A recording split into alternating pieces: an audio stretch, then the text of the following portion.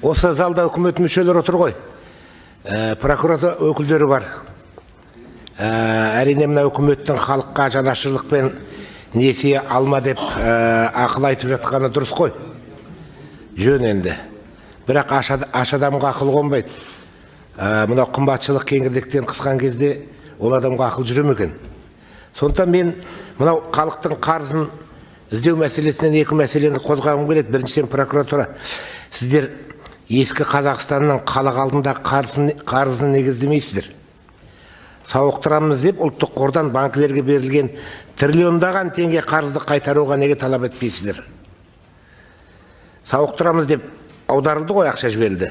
Сіздер халықтың қарызын емес, бірнеше банкті біріктіріп, қыруар сауықтыру қаржысын бір банкке жинастырып, оның барлығын сыпырып сиырып алып кеткен Назарбаевтық олигархтарға тиесілі банкілердің халыққа берешек қарызын неге іздемейсіздер?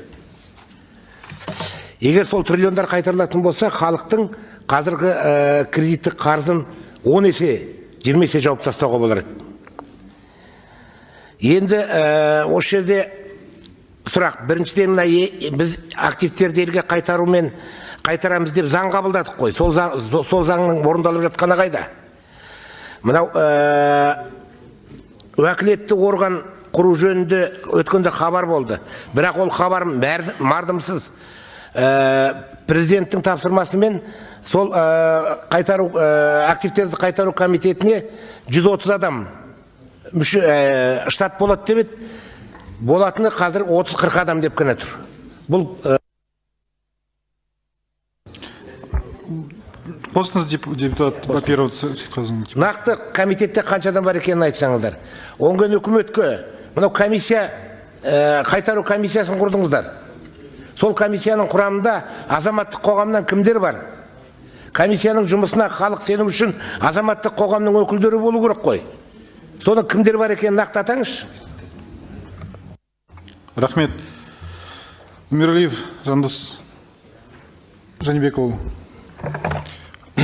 Ал құрметті Ермұрат Сейітқазыұлы, сіздің көтеріп отырған мәселеңіз бойынша біз ақпараттарды беріп отырмыз. Өзіңіз білесіз ғой, бұл жақында ғана осы 5 қазанда құрылды комитет, мемлекет басшысының жарлығымен. Комитеттің штаты да құрылды. Барлық нормативтік актілердің барлығы бар. Осы жылдың аралығында біздер 9 миллиардтан астам қаражат бар. Соның барлығын мемлекеттің пайдасына қайтардық. Оны сіздерге мәлімет ретінде берген болатынбыз. 600 миллиондай доллар ол тек қана мемлекетке сырттан оралды. Әлде бұл жұмыс ауқымды жүргізіліп жатыр. Оның ішінде әсіресе көптеген жерлер қайтарылды. Банк саласына келетін болсақ та, бұл жерде әрине мысалы қазір ол мәселеге тоқтайтын болам. Бірақ комиссияның нақты реестр бойынша және оның құрамы бойынша сіздер білесіздер, оның ішіне депутат өкілдері, парламент депутаттарының өкілдері кірді және қоғамдық осындай белсенді азаматтар кірді. Оның аты жөнін мен сізге жеке беретін болам. Ал оның реестріне қатысты бірлесе отырып шешім қабылданды. Оның ішінде біздің осы құқықтық, инвесторлық және басқа да осы әлеуметтік мәселелерді ескере отырып, нақты қандай реестрге тұлғалардың кірілгендігі туралы бұл мәселе расымен де әлі жабық. Бірақ ол жұмыс жүргізіліп жатыр. Оны жария ету, осы жұмыстың комиссияның осы нақты кірген реестрге кірген тұлғаларға қатысты шешімге байланысты ол жария етілетін болады, егер заңсыздық анықталған болса. Егер де ол жерде ешқандай да бір кез келген, мысалы, инвестор бірінші кезекте өзінің құқығын қорғау керек қой. Біз де ол инвестордың құқығын қорғауымыз керек.